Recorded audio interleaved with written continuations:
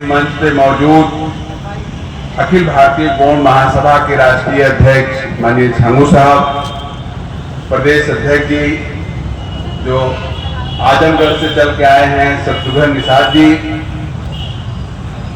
और सौजन प्रसाद जी, और जितने भी हमारे मुख्य अतिथि हैं जो मंच पे विद्यमान हैं, आप सबका हम तहे दिल से आभार व्यक्त करते हैं। और जहां तक मेरी आवाज जा रही है, आप सबको अपनी तरफ से जय जोहार करते हैं।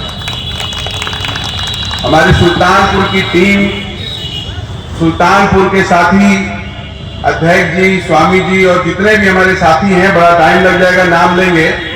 आप सबका कोटि कोटि आभार जो आप सबने इस महान कार्य को करने का काम किया। बिरसा मुंडा जी को, किसी को बुरा लगे तो क्षमा, मैं थोड़ी दिल में कुछ बात है कह देना चाहता हूं। बिरसा मुंडा जी के बारे में हम लोग असल में जानते थोड़ा कम है। बिरसा मुंडा जी, इनका जन्म 15 नवंबर 1875 में बिहार के उलिहाट गांव में, जो रांची में पड़ता है, वहां हुआ था। 1875 में एक नौजवान का जन्म होता है और 9 जून 1900 में उनकी हत्या कर दी जाती है।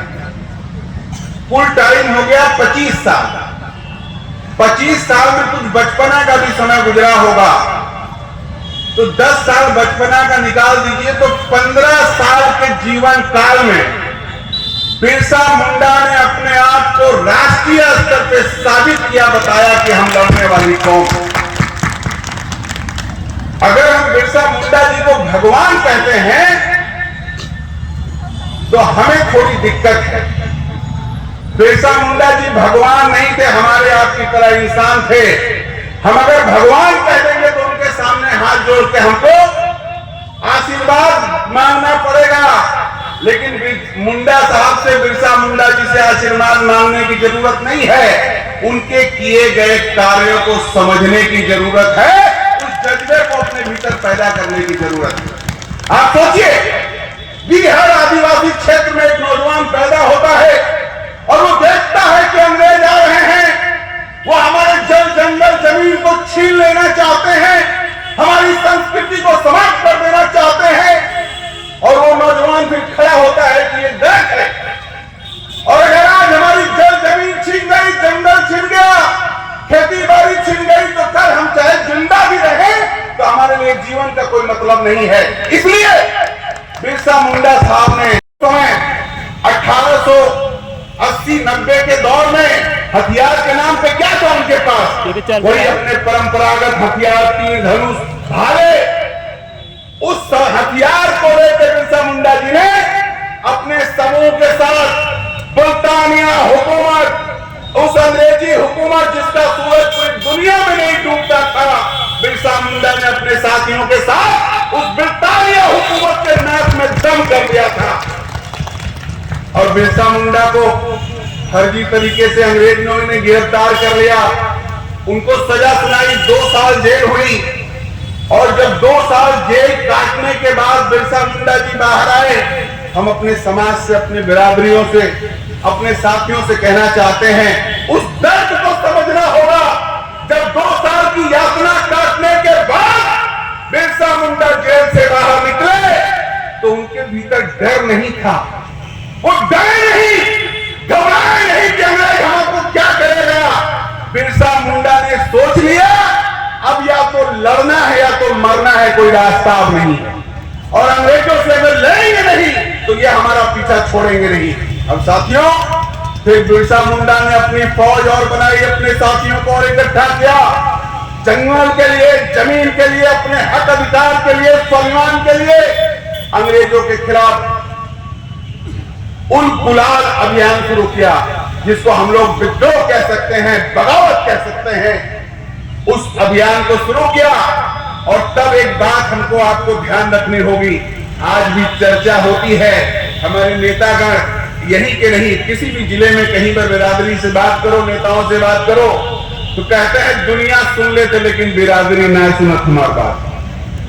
कहते हैं दुसरकों हमारा दर्द समझ आते, लेकिन बिरादरी घास ना डालत। इस तरह के तमाम सवाल हर जिले में है।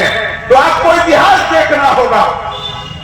ये हमारे ऊपर परिस्थितियां ऐसी हैं। बिरसा मुंडा को जब अंग्रेज पकड़ नहीं पा रहे थे, अंग्रेज देख नहीं पा रहे थे, उनको गिरफ्तार नहीं कर पा रहे थे, तो अंग्रेजों ने एक चाल चली। उन्होंने कहा कि मुंडा समाज में जो सबसे लालची लोग हैं, जो सबसे कमजोर कवि हैं, उनके बारे में पता करो। और हल्ला करा दिया, जो बिरसा मुंडा को पकड़ के लाएगा उसको 500 रुपया इनाम दिया जाएगा। 1890 1900 के आसपास की बात, 1900 की बात है। तब 500 का मतलब हुआ करता था, आज के समय में उसको 1,50,000 आप पकड़ सकते हैं। अभियान चला दिया उनके भीतर, जिनको लग रहा था कि समाज में ये लोग, तब दोस्तों आप जान जाइए, तब लोगों ने सो रहे बिरसा मुंडा को उसी खाट पे बांध दिया, खाट पे बांध के ले गए और पुलिस के आगे समर्पित कर दिया, पुलिस को दे दिया। और पुलिस वालों ने उन पर फर्जी मुकदमा लाद के जेल के भीतर डाल दिया और जेल में धीमा जहर, स्लो पॉइजन देकर धीरे धीरे बिरसा मुंडा जी को 9 जून 1900 में हत्या कर दी। तब हमें सीखना क्या है? अगर समाज में कुछ लोग ऐसे भी गद्दारी करते हैं कि पैसे के लालच में बिरसा मुंडा जैसे को पुलिस के हवाले कर देते हैं, तो आज भी अगर कुछ लोग बचे हैं तो उनको क्षमा कर दीजिए। जब ये हमारी बात कोई नहीं सुनता है, हमको इग्नोर करते हैं, हमको ध्यान नहीं देते हैं। अब ये सोचिए, हम दोस्तों से, अपने नेताओं से कहना चाहते हैं कि कम से कम बिरसा मुंडा को तो उन्होंने हत्या करवा दी, हमारी हत्या तो नहीं करवा रहे हैं। हमारी तो शिकायतें खाली करते हैं कि ज्यादा बोलते हैं, ऐसा करते हैं, वैसा करते हैं, रोज धरना कराते हैं, होता कुछ नहीं है। बड़ के नेता को पकड़ा जाएगा तो हो सकता कुछ मिल जाए, अपने बिरादरी स्वामी भाई के पास जाके क्या कर लेंगे वो, मुकेश भाई हमारा काम भला कर देंगे। जो अगर ऐसा कोई कहता है तो उसको दिल पे मत लीजिए, माफ करिए और ये बात दिमाग में बैठा लीजिए कि कल को इनको भी साथ लाना है और एक बड़ी ताकत बनानी है। और अंतिम बात कहते हुए, हमारे साथ तो जो मजाक हो रहा है वो तो दुनिया में किसी जाति के साथ नहीं हुआ। हमारी समाज को, हमारी जाति को गजबा है। यही उत्तर प्रदेश में कुछ जिले में कह दिए हम एसटी हैं, कुछ जिले में कह दिए हम एससी हैं और कुछ जिले में कह दिए आप बैकवर्ड हैं। हवा में टहल रहे हैं। आज 25 साल से हम यही, हमको मांग सरकार से करना पड़ रहा है कि हुजूर तनी मान लो, हम एक बिरादरी पूरे प्रदेश भर में मान लो। क्या मजाक है? हम हो गोरखपुर में बिटिया की शादी कर दी तो अलग मामला हो गया, चंदौली में शादी हो गई अलग मामला हो गया। तो सरकार भाई के नशे में है क्या? जो लोग दिल्ली लखनऊ में बैठे हैं वो असल में हमको आपको बरगलाना चाहते हैं। मैं नाम नहीं लूंगा, किसी समाज के ऊपर आरोप नहीं है, लेकिन एक समाज के लोगों को 10% आरक्षण देना पड़ा तो कौनों बहिष्ठ नहीं आया, खुद से राते भर में आरक्षण मिल गया। और हमको रोज हमसे अर्जियां मांगते हैं और जानते हैं प्रशासन क्या बदमाशी करता है। आज आप एक आवेदन लेके आए तो वो पता किए रहते हैं कि जिलवा में दूसरा नेता कौन है। कहे हो आप तो ई लिख रहे हैं, आपके फलाने नेता ऊ लिख के दिए हैं, हम तो कंफ्यूज हो गए हैं। अरे तुम IAS PCS हो और हम लोग एक तो ज्ञापन दे रहे हैं, तुम ज्ञापनों पर कंफ्यूज हो जा रहे हो, नेताओं को लगा रहे हो। कहते हैं वो आपका वो नेता ये कहता है, वो नेता वो कहता है, हम किसकी बात माने? अरे तुम हमारी बात मानने को बैठे हो, हमारी बात या नेताओं की बात मान लेते तो जिला स्वर्ग बन जाता। लेकिन करते हो अपने मन की और ठीकरा हमारे नेताओं पे फोड़ते हो।